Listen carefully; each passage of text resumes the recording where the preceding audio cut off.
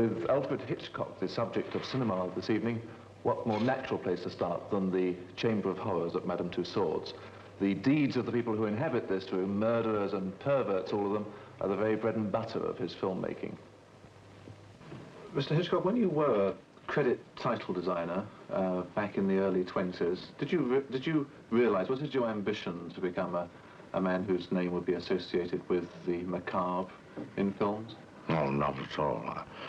The gravitation to, it wasn't credit titles, because in the days of silent films, we had two kinds of titles, narrative titles and spoken titles. Prior to that, I had been a designer of advertisements, which of course combined the spoken word and the illustration, and that's what the titles were. They were words with a commentary in the form of an illustration.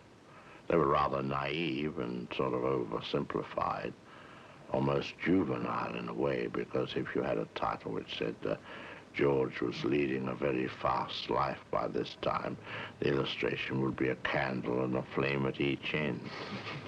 It was your job, in fact, to add impact to the words with some kind of lettering style. Or... That's right. Mm-hmm. But then you became an assistant director and a scenario writer. Yes, well, you see, in those days, there weren't producers. There were directors and what was called a scenario department, a writing department. So you had a head of a department and the writers were under him, and so were the editors. So a film went out under his supervision, overall supervision. When it came back finished, he would edit it with an assistant. And that's how I was able to get acquainted with the writers and learn script writing, which I, absorbed quite an amount of that. And then, having been a draftsman originally, when the time came to do art direction, I used to do that as well. In fact, on the same picture for several years, I used to write the script and do the production design as well. Now, according to legend, you became a director because the director who you'd been assisting would no longer work with you. Is that a fair way of describing the situation? I don't think he'd no longer work with me. He didn't want me to work with him. Why not? That was the truth. I don't know. Politics. Can I suggest to you, you were art director, and as such you obviously were thinking all the time of the shots that you expected to see taken on the set. Was it that in some ways you were breaking into his territory? Oh, I not only broke into his territory, I gave him the shots and where they should be taken. I built the set in such a way you couldn't take it from any other angle. I remember once in the picture Woman to Woman, we had a big Park Lane house, and it was the entrance hall and the reception. Now, when they came into the set, there was this grand staircase going up with a balcony on each side, and back to us was the front door. But at the top of the stairs, there was no set at all, no wall, nothing. So I said, well, how can we shoot this? They were expecting to do the conventional shot of from the door, looking up the stairs, and the balcony, and the hostess at the top, and the people coming up. And I said, no, you take the shot from the top of the stairs, looking down. They said, why that? I said, because the hostess is at the top of the stairs, and everybody coming in will be seen coming through the doors, up the stairs, and be greeted in the foreground. That way, I said, you will have the set in the background for the whole sequence. And was that sort of suggestion? I was 23 then. And in fact, with no formal art training behind you, this was something... Oh yes, I've been to art school, University of London. I see. But, just the smattering of art, just as I had a smattering of education in engineering, and that's where I learned draftsmanship and so forth. But I was, in a way, a small martinet. I said, this is where the shot is to be done, and the director was helpless. By that time, you obviously had your mind very firmly set upon becoming a director. Did you expect... Not at all. Never occurred to me.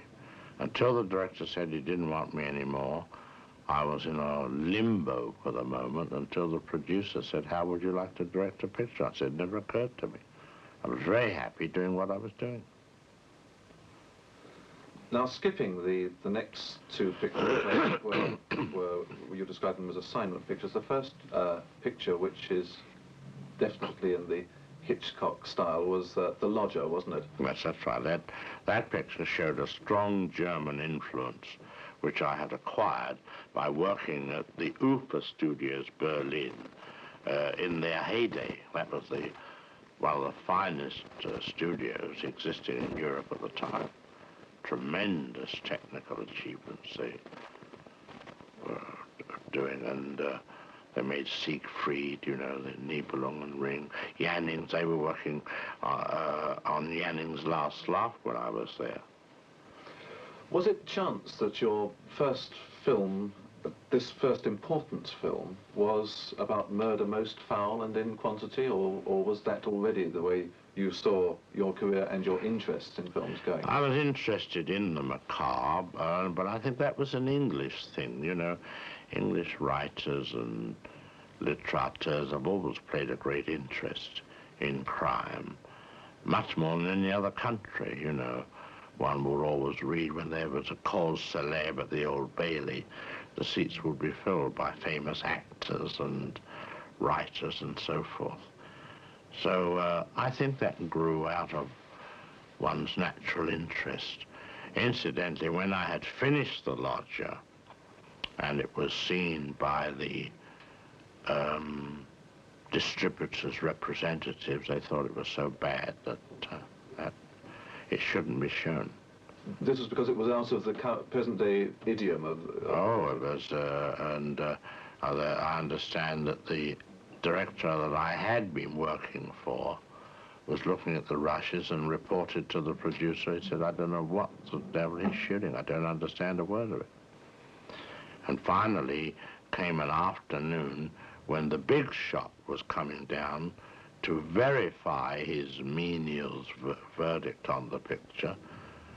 And I remember my wife and I walked out of the studio and went for 2 hours. We found ourselves at Tower Bridge. I said, well, it must be over by now. Let's go back. Hoping, of course, this is the most suspenseful moment I've ever had, to go back and find smiling faces. It's all right, he likes it. But not a bit of it. He confirmed it, and they put the film on the shelf. Stayed on the shelf for about 2 or 3 months. They said, well, we have an investment in this. Better take a look at it again. And they finally agreed to show it. And then it was acquired as the greatest British film made to that period. So there you see the fine line between failure and success.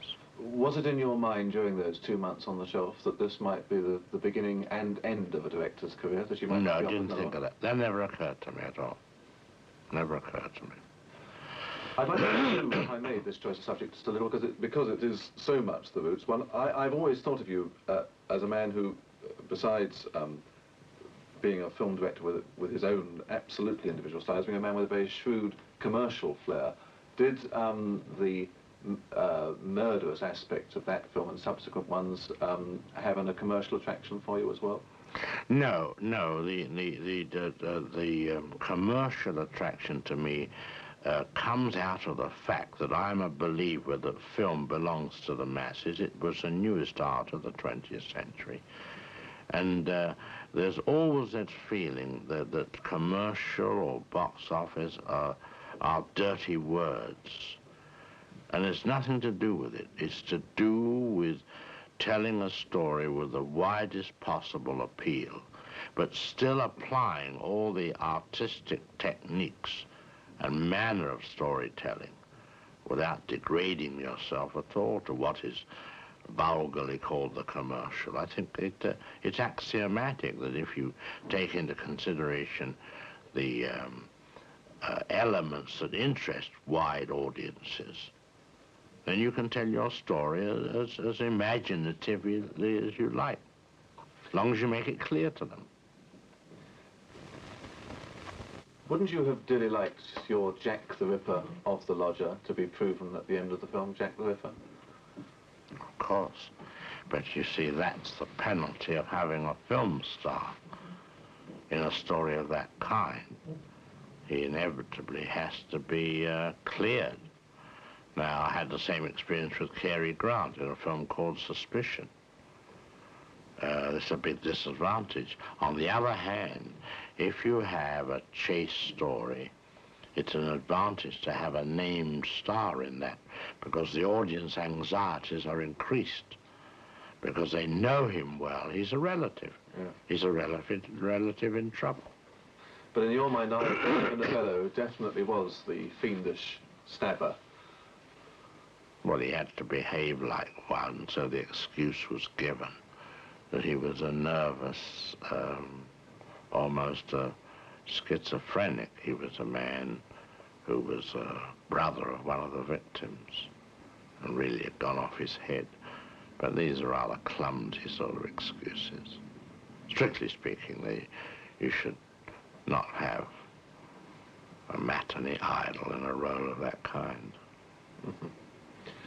There was a rather famous sequence in that film where you used a sheet of glass for a floor, wasn't there? Would you like to tell us about that? Well, you see, that's the visual interpretation of the missing sound of those days.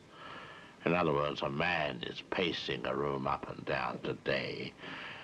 We'd do it by sound, and you would see the chandelier shaking. Well, the substitute for that was a visual impression of the room above, and you saw the soles of his shoes and the full length of his body and the ceiling of the room beyond as he paced up and down. And I did it by having a floor made of 1-inch thick glass. And perching the fellow on top. Your next film, The Ring, in fact, was not any furtherance of the crime theme, was it? It was a straightforward... No, it was a boxing story, you know, from gypsy to middleweight champion or heavyweight champion or whatever it is. Why the fascination with boxing? Was it the element of violence in that attracted you, or was it something? No, it wasn't. I think it was the topicality of it at the time. I'd been to the Albert Hall and seen some of these fights. And I was always interested in fairgrounds, so we had the fairgrounds and then we had the rise. And I remember I first started the 24 sheet showing the name of the box and then all the seasons passing through, the snow and the rain and the spring and the summer, and the name got higher and higher, which was practiced many years later by many people. They even did it in that Kramer film, The Champion, many, many years after. This process of condensing a great deal of information into a short montage is something that you have used extensively, isn't it? Well, it's information that must be given to an audience that doesn't warrant length or dramatic presentation. Where did you get your early approaches to the cinema from? Did you go to the cinema a lot in those days? Mm-hmm. In fact, about the age of 15, I didn't even read fan magazines. I only read trade papers, especially American ones. So the Russian influences, the German influences, and the Americans all, and of course, what British influence was, and sure. all. I find it rather extraordinary that the Hitchcock purists say that the 9 or 10 years before the war were very important ones of yours in England, and they say it because it was in England, and yet the publicity you received in the newspapers those days said that you directed things in the American style. Well, you have to remember that I was American trained. When I first went into the studio at Islington, this was a studio called Famous Players Lasky British Producers. And when you entered the doors of that studio, you could have been in Hollywood. Everyone was an American. The writers were American. The directors were American. In fact, I believe the first film I had written the script for and did the art direction, when it was reviewed by the Daily Express, the headline said, "Best American Film Made in England." Well, that was the influence of the oversized sets. You know, in those days, of course, everything was exaggerated. All the rooms were like cathedrals, and it belonged to the era just as much as the new cinemas growing up at that time was a haven, was a palace away from the sordid little homes that people lived in. And they walked into the lobby of the big motion picture palace with a carpet 6 inches thick, you know. And the whole atmosphere of film in the 20s was you had full to of that. Reproduce that glamour on the screen, in fact. Very much so, yes. Well, now we had a blackmail and a profound shock for almost everybody in the industry, I would have thought, including you, the advent of sound. Was it a shock for you? No, it didn't bother me at all. I just took to it like I won't say a duck takes to the water, unless it was sound, we'll say, as a duck takes to a quack. Nothing, it didn't bother me at all. But as a director who'd been working purely on mute films, it must have been a sudden, extraordinary widening in technique demanded of you. Sound, of course, there was sound. There was sound to be played around with. There was a counterpoint of sound. One had to realize there was a new element, and they shouldn't make the same statement. I've always believed, but unfortunately you can never get it written this way, that the voice should never make the same statement that the face is making. In other words, if a girl says, I'm happy, and she's got a happy expression, you're saying the same thing twice, once with sound and once with a visual. Should be counterpointed. You know, a girl can be crying, and in an argument, she can say, well, don't make me laugh, with sarcasm. Now, that's the true counterpoint of the words against the visual. But, of course, that isn't practiced at all, never even given a thought. But it's the essential thing. I realized that at the beginning. Well, once again, from reading about your quotes, I think your actors must have learnt your ideas about this rather painfully. I suppose the shortest and most pertinent quote of yours of actors is that actors are cattle. Well, I've been accused of saying that, and I remember when I was given the Milestone Award by the producers of Hollywood a year ago, I did say in my speech that I had been accused of saying that actors are cattle. I said this was absolutely untrue. What I possibly said was that actors should be treated like cattle.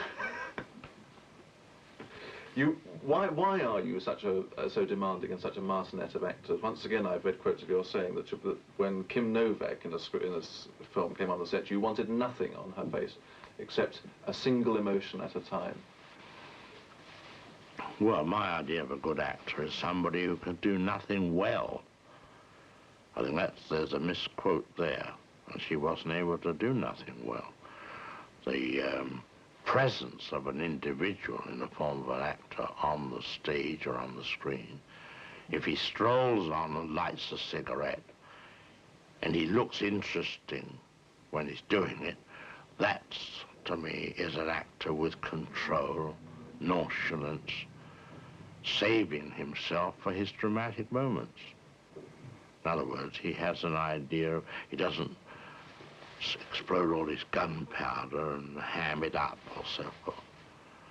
But the quote about them being cattle, I think, relates to their attitudes on the set, you know, that they know it all, and in a way they're children. I regard them as all as children. They're not very bright, some of them. And you pull the strings? No, I don't pull the strings. I say, well, here is the scene, you know, do it. Remember, I'm doing a picture with Doris Day, and she got into tears, and one lunchtime wanted to see me with her agent, and then she complained that she wasn't being directed. Well, I don't direct. I don't shout out on the set, do this and do that. I tell them quietly in the dressing room what the points are being made in this scene, the character points and the dramatic points, and that's it. Then it's up to them. But supposing you're not getting what you want? Well, then I take them aside and whisper something. See, I don't believe in behaving like a director, yelling and screaming. I have a phrase for that. I call that all the drama on the set and none on the screen. Did the availability of sound create any casting problems halfway through Blackmail? Well, the main problem concerned the fact that I had a Czech film star playing the part of an English girl. This, of course, was all right when Blackmail was a silent film, but the decision was made to change it into a talking film. So there the problem cropped up. How do we get around the problem of Miss Andra speaking with a heavy foreign accent? Now, in those days, we couldn't substitute voices with the ease with which we do today. So I had a young actress, Joan Barry, sitting on the side with her own microphone, while Miss Andra, on the set, playing her scene, just mouthed her words. So the girl on the side had to follow her very closely. And that was the most primitive and earliest form of what we call in our business of dubbing the voice on. Since you couldn't add sound effects and things afterwards, the studio must, on occasion, have looked like an absolute nightmare. You had to include sounds at the same time, did you? I had a scene in the following film after Blackmail, which was Juno and the Paycock, with the Irish players. And it was a close-up of the son, the guilty son, who had betrayed his friend. And the family had come into the room. They bought a phonograph, or they were playing a record, If You're Irish, Come Into the Parlor. And then there was a choir. They stopped the records. The dialogue indicates there's a funeral procession going by and singing these Catholic hymns. Well, now, this was only a close-up of this fellow. It was a creeping close-up. The camera went slowly in like that. Now, they couldn't find a record, If You're Irish, Come Into the Parlor, so in one corner of this tiny studio, we had an orchestra with no bass to get the tinny effect. The prop man sang the song by holding his nose to get, again, the thin voice. The rest of the characters played their dialogue. Then in another corner of the studio was a choir for singing in the procession. And there was more room taken up by the effects than there was by the camera and the individual being photographed. And you, the conductor, right in the middle? All over, I was all over the place. Now, moving on to 1930 and Murder, which you've described as your first important whodunit. And only whodunit. Ah. I've never made a whodunit since. Very simple reason. The whodunit contains no emotion. The audience are wondering. They're not emoting. They're not apprehensive for anyone. Only if you have a girl who is probably innocent of the crime, and they're worried about her. But actually, the main concentration of their appreciation is who done it? Who did it? The butler or who else?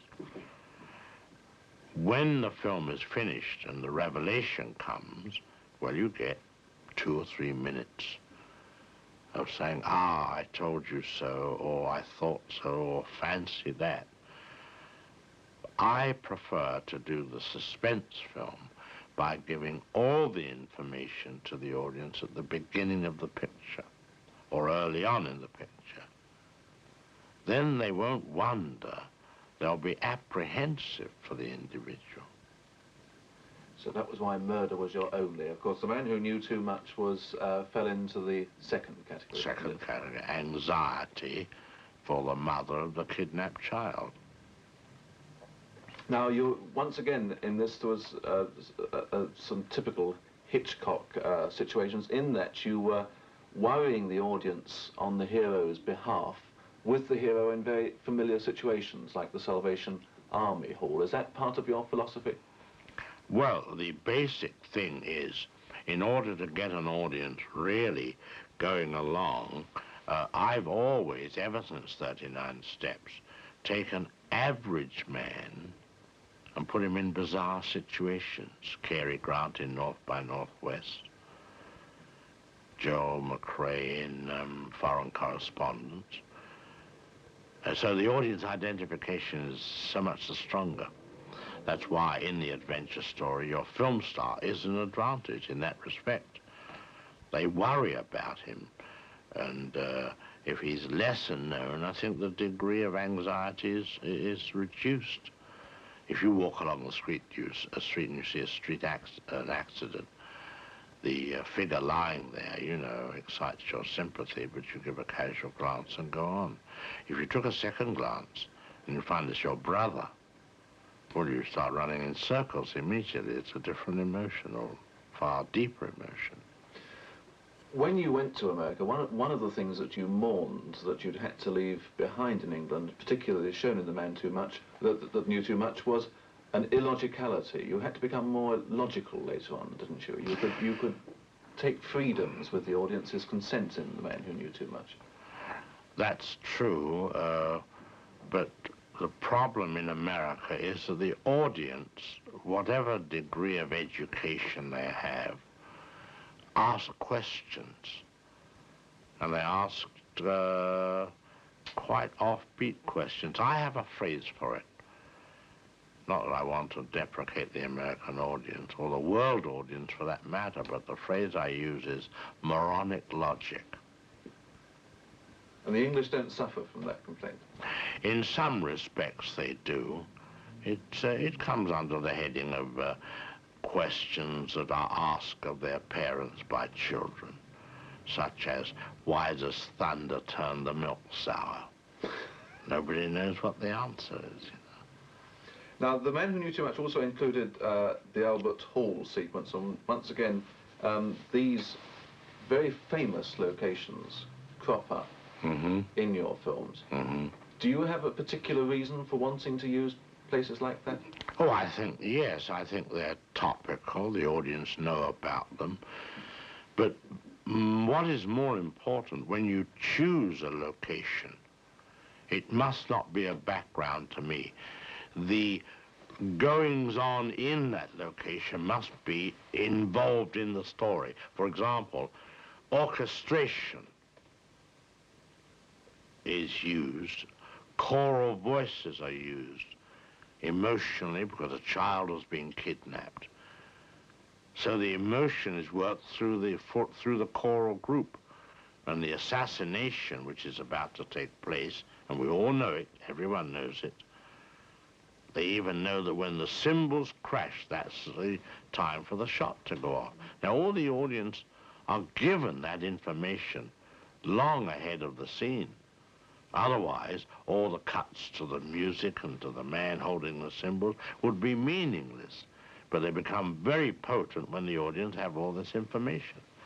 That is the true métier of suspense.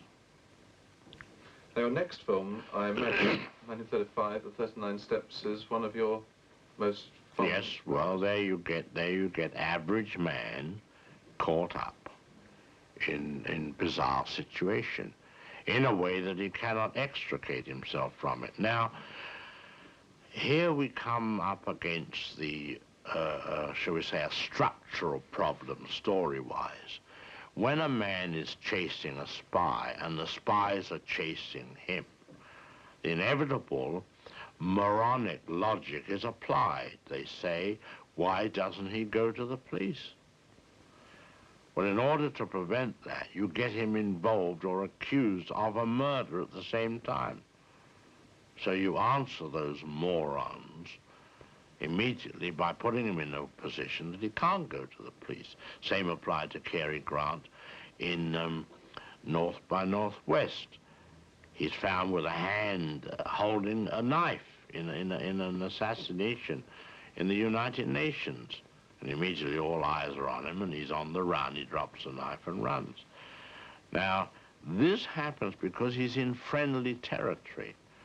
Now, if he's in unfriendly territory, what we'll say behind the Iron Curtain, behind enemy lines, he can't go to the police. So you're all right in any case? So the background covers it. Now, of course, in Torn Curtain, I've done both. I've had my cake, and I eat it as well. Cinema, roll 5, Alfred Hitchcock.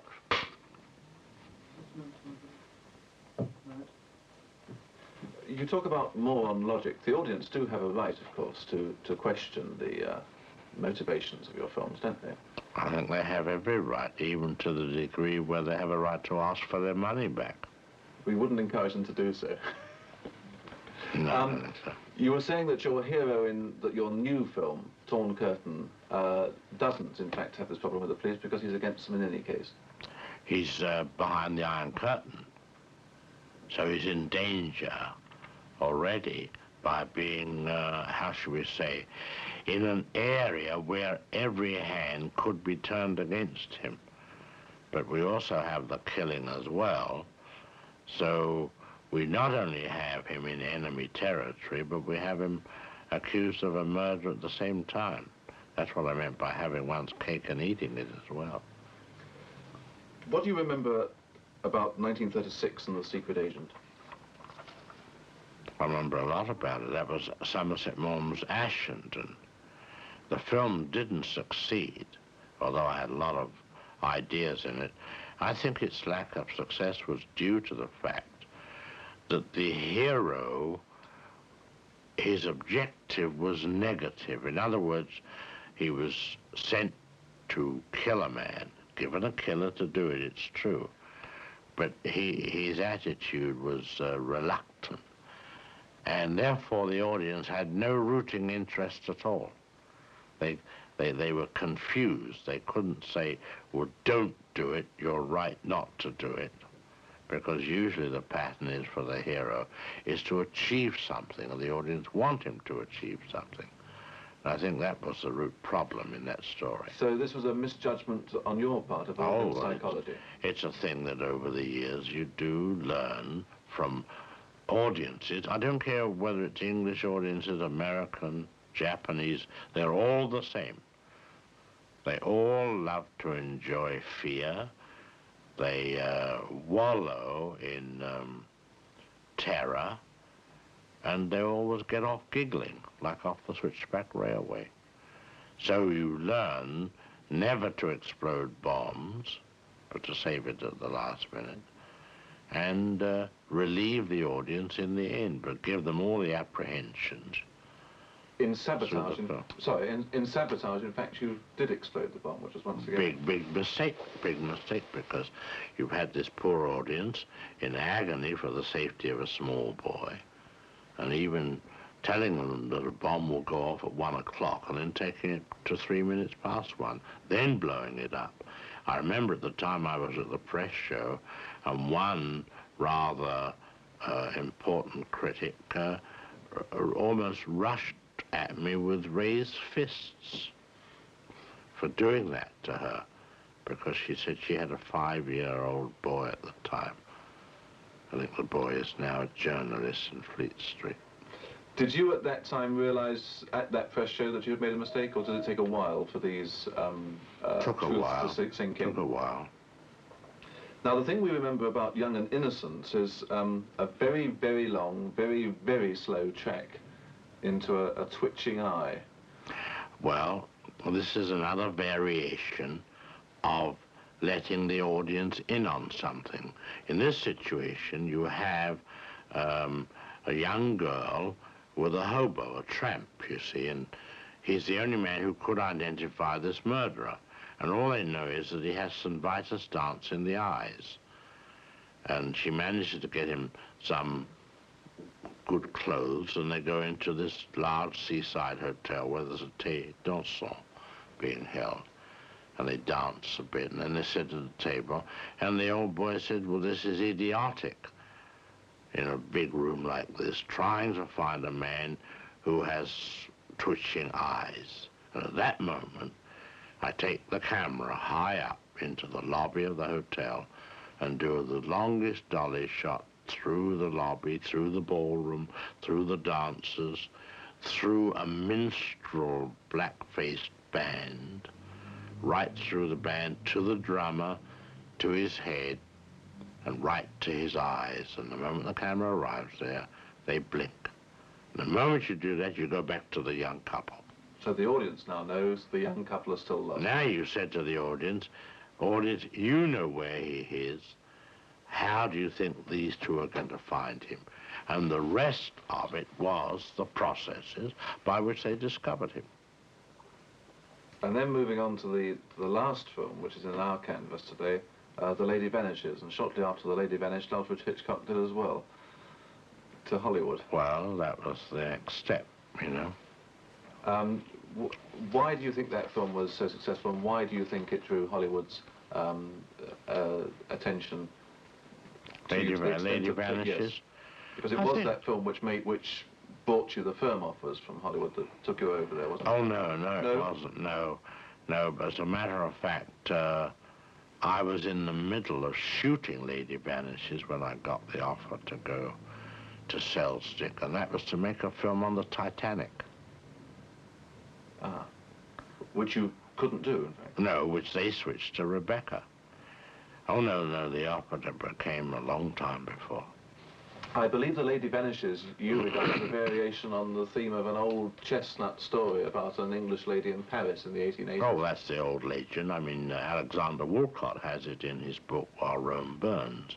It took place around the time of the Great Paris Exposition, about 1880 or something, when they built the Eiffel Tower.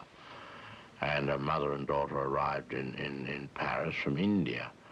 The mother was taken ill, and doctor examined her and so forth. They sent the daughter off to get some medicine. Of course, there was only horse vehicles in those days, so it took 4 hours for the girl to go across Paris and bring back this particular medicine. When she came to the desk and said, "How's my mother?" They said, "What mother?" They disowned the mother. She said, "Well, she's in room so-and-so." They show the girl the room, and it's differently wallpapered and so forth. And of course the whole secret was they were terrified that this woman who had died from bubonic plague, they would get around the city and ruin the exposition. That was the so-called story. Mrs. Belloc Lowndes wrote one. I can't remember the name of her story. It'd been written by several people, and this one by Ethelina White, The Wheel Spins, was the same idea. But in a different setting, yes, sure. I believe, in fact, you have shot your own film done in flames there by saying, why didn't they send the message back by carrier pigeon? Well, which would have destroyed the entire plot. I was a moron coming along with my logic, you see. But getting away with it. Can you cut, Phil? Yeah. At what stage in the 30s did it become clear to you that your filmmaking activities were going to be towards the macabre, as they... I think it started with A Man Who Knew Too Much and then developed right into 39 Steps.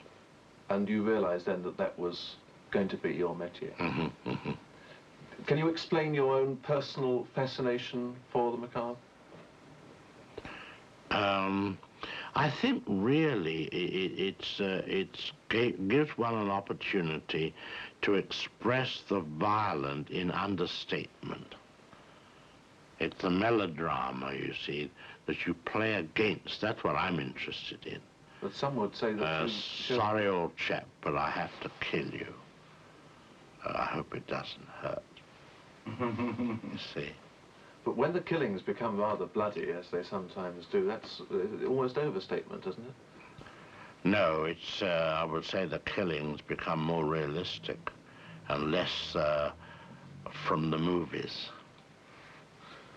Changing subject abruptly, can I ask you, where Robert Donat in 39 Steps was handcuffed to a girl? There was a bedroom scene between them, if you remember. Mm-hmm. Was this the beginnings of sex interest cropping up in your films consciously or not? Oh, I think that the handcuff and tying up is a highly sex symbol. If you'll notice, always newspapers photograph criminals being taken away in handcuffs. We used to read years ago of undergraduates at the college tying themselves to bedposts and all that sort of thing. I think it's highly sexual, the handcuff. One final question. You've given a lot of audiences shocks sitting in the stalls. You've frightened me to death with Psycho. What frightens you? Policemen. Why? I don't know. I'm scared of policemen. That's why I won't drive a car. If I don't drive a car, I can't get a ticket. Can't bear the suspense of waiting for the result of a ticket or a summons. I'm really quite distressed about it. But you're very serious. Yeah, I'm really absolutely serious about that, yes. I'm a very shy, mild, inoffensive individual